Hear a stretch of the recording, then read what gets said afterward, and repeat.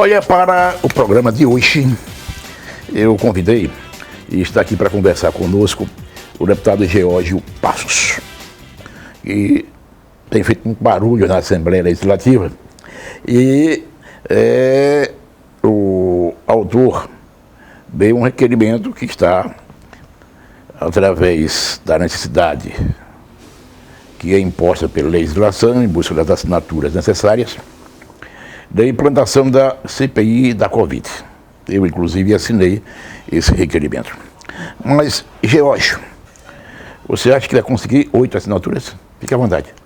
Veja, Gilmar, nossa meta é pelo menos 8. Lógico que conhecemos como funciona também um pouco dos bastidores da Assembleia Legislativa, mas ainda acreditamos nos colegas que ainda não nos deram nenhuma resposta, nem que sim, nem que não, e aí sim conseguir essa 8ª assinatura e poder protocolarmos esse documento na Assembleia e aí darmos início a essa fiscalização aqui no Estado de Sergipe. Mas por que essa dificuldade? Veja, lógico que na Assembleia, hoje, a bancada governista, todo Sergipe sabe, tem um número expressivo de deputados. Lógico que nós temos colegas deputados que fazem oposição com responsabilidade, temos lá também alguns colegas que são independentes, mas cada um tem em si o que acredita. O que a gente pode dizer é que a gente está nessa caminhada, conversando. Lógico que esse momento de pandemia também, Gilmar, atrapalha, porque alguns colegas não estão indo presencialmente na Assembleia e aí os contatos têm que ser muitas vezes por telefone, mas eu espero que os colegas reflitam, vejam a importância dessa fiscalização. Afinal de contas, a CPI é um instrumento constitucional que é colocado à disposição do Poder Legislativo para fazer o nosso papel. Está lá na Constituição que quem deve fiscalizar os demais poderes é o Legislativo e ainda cita, né, com o auxílio do Tribunal de Contas. Ou seja, nada impede Ministério Público, Polícia e Tribunal de Contas fazer a fiscalização. Não dá, é para a Assembleia ficar omissa nesse momento. O que você pretende com essa proposta? Veja, a ideia central, e aí está lá como fato determinado, é a gente fazer a análise, né, das ações e omissões do governo no combate à pandemia e, lógico, verificar como foi utilizado todo o dinheiro que veio de Brasília no ano passado para o combate ao coronavírus, fazermos esse caminho, esse rastreamento. Dinheiro saiu do Ministério, veio para a Secretaria, daqui foi pago de qual forma, para quais contratos. Também não podemos esquecer, Gilmar, do consórcio do Nordeste. Agora, no mês de abril que passou, completou um ano que Sergipe tomou um calote histórico. São mais de 5 milhões de reais que Sergipe pagou e não recebeu respirador. E a gente não vê mais aqui em Sergipe nenhuma movimentação de apuração. Por isso que acrescentamos também no requerimento. Esperamos, né, que com isso a gente consiga respostas que a sociedade tanto exige. E, lógico, também acrescentamos, até por uma sugestão sua, a questão dos fura-filas da vacinação. Esses serão os 3 pontos principais da CPI. 5 membros. 5 membros titulares, 5 membros suplentes. E aí o preenchimento dessas vagas está disposto no nosso regimento interno. É proporcional às bancadas que temos dentro da Assembleia. E aí, proporcionalmente, seria de que forma? No caso, o bloco do governo, que hoje é um bloco, salvo engano, que consta 13 ou 14 deputados, eles teriam direito a 3 vagas. O bloco PSC, PL, que é o que Vossa Excelência faz parte, indicaria 1. E o Cidadania indicaria mais 1. Temos aí o colega deputado Rodrigo, que não participa de nenhum bloco, então não teria participação. E a deputada Maria Mendonça, salvo engano, também não assinou nenhum bloco, também não poderia compor na participação da CPI. Ou seja, o governo tem, como tem em todas as comissões da Assembleia, maioria. E por que ele não assina? Aí é uma pergunta que deve ser feita aos colegas, Gilmar, e para mim está bem claro. O nosso trabalho é lá conscientizar. Eu acho que é uma oportunidade, inclusive, que o governo tem de tratar esse tema com bastante transparência, com bastante responsabilidade, abrindo para a sociedade, através do Poder Legislativo, tudo o que ele fez. Nós estamos falando aí entre o dinheiro que veio e aqueles benefícios que o Estado deixou de pagar empréstimos, algo em torno de R$1 bilhão. Um volume considerável. Nós temos um orçamento, né, que nós aprovamos lá, algo em torno de 10. O Estado teve um extra, vamos assim dizer, de 1 bi. É um volume considerável e não é à toa que, por exemplo, depois de muito tempo, os funcionários públicos sergipanos estão recebendo seus salários em dia, fruto também desses recursos.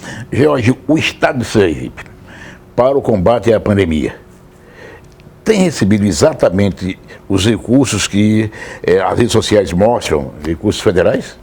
Veja, o que é que a gente percebe? Tem um vídeo que circulou até de um jornalista, eu sempre faço questão disso. Ele ali somou todos os repasses do governo federal para o Estado de Sergipe, não o governo de Sergipe apenas. No governo, lógico, ele colocou as transferências constitucionais, a exemplo do FPE, mas isso independentemente de pandemia ou não, o Estado já recebe quase 4 bilhões. Colocou recursos dos auxílios emergenciais, que veio para Sergipe, movimentou a nossa economia, foi importantíssimo para aquelas pessoas que tiraram o auxílio e que estão tirando agora novamente. Mas, especificamente para o governo do Estado, o montante é isso, algo em torno de 1 bi. Não dá aqueles 14 bi para combate ao Covid. Eu digo isso na ponta, na execução. Que você seria em torno de 1 bi. 1 bi. E não os 14 que normalmente se fala. Os 14 é porque ele incluiu o FPE, auxílios emergenciais, né, outros repasses. Mas, assim, o que veio e o que a gente deixou de pagar de dívida dá 1 bilhão de reais, que também é um grande recurso para o Estado de Sergipe. Esse dinheiro foi usado, por exemplo, para pagar a folha, não? Aí só com a CPI, para a gente poder aprofundar as investigações e temos certeza. Agora, eu faço a posição, mas, Gilmar, com você, com responsabilidade. Nesse dinheiro do Covid que veio, nós sabemos também que uma parte, até por disposição legal, poderia ser utilizado para tudo. Não apenas para contratar médico, não apenas para comprar remédio, não apenas para estruturar a rede. Teve um percentual desse 1 bilhão que o governador podia utilizar em qualquer área. E aí a gente precisa tirar essa prova dos 9 se realmente foi utilizado e de qual forma. Olha, eu li na imprensa um artigo em que o jornalista começa a dizer uma CPI natimorta. Você acredita nisso? Veja, depende dos membros da CPI. Pode ter certeza que as indicações que o nosso partido vai fazer para titular e para membro vão ser de pessoas que realmente querem colocar a mão na massa, querem fazer acontecer. Mas, Gilmar, você que está na casa lá mais tempo do que eu, sabemos que quem tem a maioria na comissão vai ditar o ritmo. Por mais que a gente apresente requerimentos, por mais que os colegas aprovem ou não, mas quem tiver a maioria dos membros dita o ritmo, mas aí vai caber a cada colega. É responsabilidade de cada um no exercício do seu mandato e não me cabe julgamento nesse caso, vai ficar aí para o eleitor na hora oportuna. Não dá, é para a gente ter comissão, como nós temos hoje, independentemente de CPI ou não, nós temos comissões permanentes, lógico, agora na pandemia estão suspensas, mas que antes não se reuniam. Então a culpa não é do instrumento CPI, não é do instrumento, a culpa muitas vezes é de quem está ali e que precisa também agir. E seria um julgamento muito bom do eleitor agora, né? Já que no próximo ano teremos eleição. Mas eu lhe pergunto também o seguinte, você acredita que terá as 8 assinaturas? Veja. Você tem 7. Temos 7. Falta uma. Estamos lutando por essa uma. Eu sei que não é fácil, Gilmar, né? Eu até digo isso, até por coincidência, recentemente a Assembleia recebeu a visita do secretário Felizola, bem no período que nós estávamos iniciando, mas com certeza é coincidência. Foram tratar de políticas contra as drogas, segurança pública, nada a ver com CPI. Não tem coincidência nenhuma. Nada a ver com CPI. Mas assim, eu não tenho como garantir que a gente vai chegar nas 8. A única coisa que eu tenho como dizer é que nós vamos trabalhar para isso. Vamos estar ligando, indo, dialogando. Essa semana foi muito importante, a semana que passou, melhor dizendo, porque aí recebemos o apoio, né, ostensivo do deputado Gilmar, do deputado Irã Barbosa, do deputado Rodrigo Valadares, que externaram essa posição. Então, queira ou que não queira, reforça, porque a CPI, o requerimento, não é de um deputado. A gente colocou ali no papel o que a gente entende que deve ser fiscalizado, mas só a minha assinatura não faria efeito algum. É tanto que nós precisamos das 8. Olha, em Brasília, o senador do seu partido, Alessandro Vieira, está pedindo informações sobre os respiradores, o Calota que você se referiu, e também sobre o hospital de campanha de Aracaju. De alguma forma atrapalha uma possível CPI aqui? Não acredito que atrapalhe, Gilmar. Primeiro porque, com relação ao hospital de campanha, não está no nosso objetivo. Afinal de contas, pelo que a gente pesquisou antes, não teve repasse do governo do estado para a prefeitura de Aracaju para montar o hospital. Então não tinha por que também os deputados fazerem essa fiscalização. Caberá aí, no caso, à Câmara de Vereadores. Mas a ação do senador é importante porque pouco se sabe daquela investigação.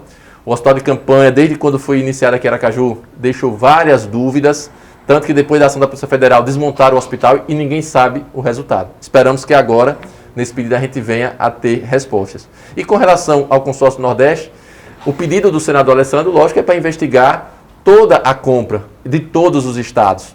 E aí a gente sabe que tem uma dificuldade um pouco maior de apuração de 7, 8 estados. Aqui nós vamos especificamente cuidar do caso Sergipe. Então não vejo como prejudicial, acho até importante, porque a gente vai poder descer a meandros que lá, com certeza, pelo tempo também e de outras matérias, eles não terão a oportunidade. Uma parte dos deputados que não assina, a sua proposta se refere à CPI da pandemia. E diz que não funcionou, e quem propôs foi o deputado do seu partido, Samuel Carvalho. Enfim, Samuel Carvalho tem alguma culpa? Veja, num colegiado é difícil você culpar uma única pessoa. Porque se eu sou membro de uma comissão, como a gente era da comissão que era para fiscalizar o decreto de reconhecimento de calamidade pública, que todos votamos, eu fiz parte daquela comissão. Quantas vezes eu fui na tribuna pedir para a comissão se reunir? Não reunimos uma única vez. Então, assim, essa comissão que está sendo tratada foi feita no final de 2019, só relembrando. No início tivemos a pandemia, e aí até o nosso trabalho na Assembleia foi suspenso, um períodozinho ali, e com certeza atrapalhou. Agora, se todos os membros quisessem trabalhar, o relator dessa comissão é o capitão Samuel. Então, nada mais justo também que os outros também chamassem a atenção. Presidente, vamos nos reunir. Presidente, tem requerimento para ser apreciado. Então, assim, colocar a culpa em apenas um membro, eu acho que isso, né, é muito frágil. Lógico que a comissão poderia, se não fosse a pandemia, produzir um outro resultado. Qual a avaliação, George, que você faz do geral dessas pautas de votação na Assembleia? Veja, nós temos uma crítica muito forte a isso, principalmente pelo engavetamento de projetos de lei de deputados. Eu tenho um projeto de lei na casa de 2015. E muitas vezes a desculpa é porque no Congresso tem projetos que demoram mais. O Congresso tem 500 membros, aqui nós temos 24. Aqui nós nos reunimos para votar indicação e moção, mas não conseguimos reunir para votar projetos de leis importantes. Não só meu, vários deputados estão nessa condição. O senhor também é um que cobra muito a tramitação de projetos de lei e não andam. O que eu não concordo é com tratamento diferenciado. Porque quando chega um projeto do Executivo, do Judiciário, Ministério Público, Tribunal de Contas, todo mundo tem que sair correndo para apreciar e votar. Agora, quando é um projeto do deputado, sempre tem uma desculpa que está faltando uma vírgula, o projeto não é bom. Eu acho que o engavetamento é prejudicial à casa, Gilmar. Porque assim, quem não quer votar no meu projeto, tem que ter também a condição e a postura de ir para frente e dizer, olha, deputado, voto contra a sua matéria. Não tem problema. Nós temos uma casa que dependemos dos colegas para aprovar as matérias. Agora, não dá, é para não ter sequer a análise da matéria, ficar engavetado na Comissão de Constituição e Justiça. Muitos projetos nossos param ali, e aí a gente não sabe o que acontece, por qual motivo fazem isso. Agora, quem sai prejudicado é a sociedade, que poderia ter uma discussão mais ampla. E aí é o que eu digo, Gilmar, a população, no dia que fizer a conta do custo-benefício do parlamento, vai ficar muito caro e verificar que aí a culpa também é nossa. Nós temos um orçamento de 220 milhões para produzir o quê? Indicações, que muitas das vezes são aprovadas e o governador... É porque, obrigatoriamente, nada. Nada. É só um pedido formal da Assembleia ao governo. O governo ele, se quiser, inclusive, nem lê. Atende ou não. Mas não é só o atual, é qualquer governador. Sempre foi. Agora, um projeto de lei, não. Nós sabemos do peso que se tem sendo aprovado, até para a gente poder cobrar a aplicação, mas também registro aqui. Não é uma prática apenas do presidente Luciano Bispo. Todos os presidentes que passaram, né, meu pai já foi presidente, meu avô foi presidente, sempre nós tivemos essa dificuldade, o que é lamentável. Porque eu, para mim, não tenho problema algum. Se o projeto do colega deputado tiver algum vício de inconstitucionalidade, de eu dizer. Eu posso chegar para o colega, olha, colega, tem esse vício, é isso mesmo que você quer? Vai avançar, não vai? Se o senhor avançar, eu vou votar contra por isso. Não tem problema. Agora, pegar uma gaveta, ou até, como eu chamo lá o ministro doutor Deoclésio, né, e doutor Igor, que não tem nada, não tem culpa, porque eles são servidores, dependem de autorização, mas eu brinco com eles que eles criaram um cemitério para enterrar essas proposituras, porque a gente não sabe nem onde é que anda. Uma última pergunta. Com a pandemia, que ninguém sabe quando é que vai acabar isso aí, como é que funcionaria essa CPI que você propõe? Veja, a ideia é fazer nos mesmos moldes que está vendo o Senado Federal. Termos a possibilidade presencialmente, como é um número reduzido, mas lógico que eu não sei quem vai ser as indicações do governo, e aí se for algum colega que não queira, né, pela idade de estar ali exposto, a gente pode fazer semipresencialmente. Estamos vendo isso acontecendo no Senado, não prejudica em nada. Tendo boa vontade, Gilmar, já é um grande passo. Meu caro Geórgio, um abraço, muito obrigado, viu? Eu que agradeço a oportunidade e até a próxima. Um abraço para todos, muito obrigado. Amanhã tem mais. Tchau, tchau.